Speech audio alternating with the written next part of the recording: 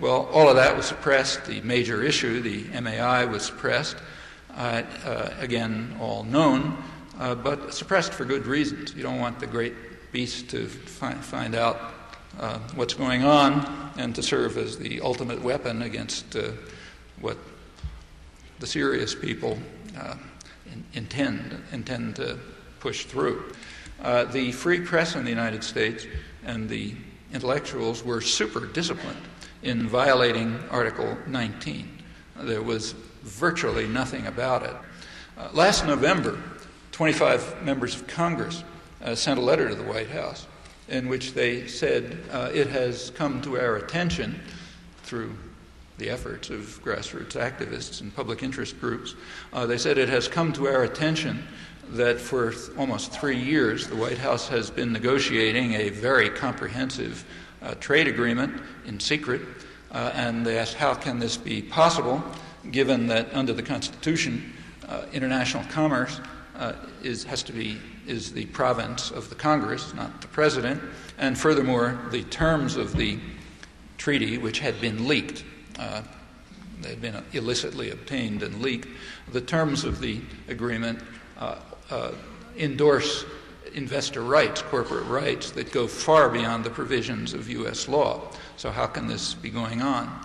Well, they didn't get any real response. They got the sort of a vacuous letter a couple of months later. This was all known to the press, but unreported. However, there was a kind of response, and quite an interesting one. The White House made a public statement, the only one I know of, on the MAI.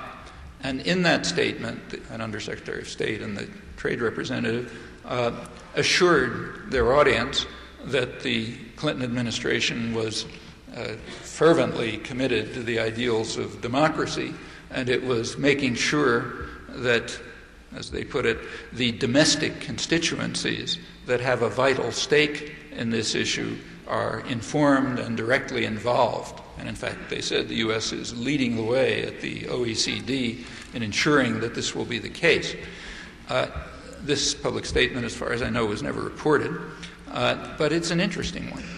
If you think it through, it tells you very clearly how the democratic process and the Universal Declaration are conceived by those in power. So who are the domestic constituencies who are directly involved and have a stake? Well, not Congress, because they weren't informed. Certainly not the public. They were kept out of it totally, thanks to the free press and its commitment to Article 19 of the UD. But there were domestic constituencies which were informed and intimately involved, like the U.S. Council for Business Operations. Well, you think it through, it's not a very hard job, you learn an important lesson, one that really ought to be taught in 8th grade civics and graduate departments of political science and so on. It's a lesson that the powerful rarely express with such vulgar clarity their total contempt for democracy and their fear and hatred of the great beast. So it makes sense, makes good sense for all of this to be suppressed. Article 14 is just too dangerous to power to be allowed to survive. Article 19, the one that grants people the right of access to information through the media and so on. Well, it's kind of interesting and very interesting and an important lesson that despite the valiant efforts of the free press to keep the great beast uninformed, it nevertheless escaped the cage. Grassroots opposition became so powerful that the OECD, the rich countries, were forced to back down. The target date for the MAI was April 27th, and they couldn't sign, and they explained why. They said there's just too much opposition. That's quite a victory for grassroots opposition, grassroots organizing, confronting the most powerful concentration of power in the world, maybe that ever existed. The rich countries in the OECD, the transnational corporations, the international financial institutions, all strongly in favor of it. Free press completely backing it almost, with rare exceptions as in Canada. And nevertheless, they couldn't ram it through. The reaction has been interesting in the business press. So the Financial Times of London, which is, as I said, the major international business journal, they had an article bewailing this outcome. They said that hordes of vigilantes, I'm quoting it, hordes of vigilantes had overwhelmed the OECD and the corporate world using their organizational abilities and their strong finances and their influence with the media. I'm quoting all of this. In the U.S., the influence with the media was zero. It was barely above and elsewhere in the OECD. But the point is that even the slightest breach in total subordination is regarded as a catastrophe to the totalitarian mind. The article goes on to say that it will be necessary to drum up business support to beat back the hordes. Just overwhelmed by the vigilantes.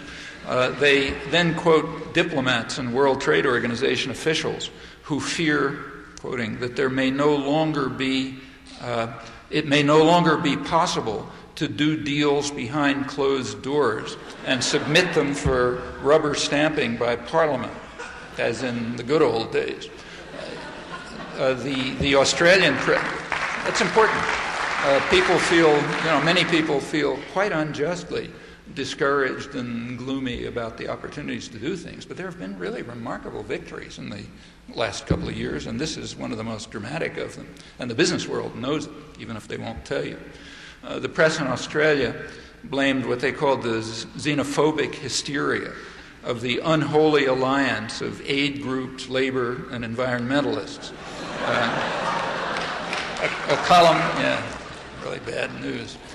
In the New Republic, a columnist wailed about what he called the flat earth and black helicopter crowd that are on the loose, determined to find out what's being done to them by the serious guys who are used to doing deals behind closed doors and then having them rubber stamped.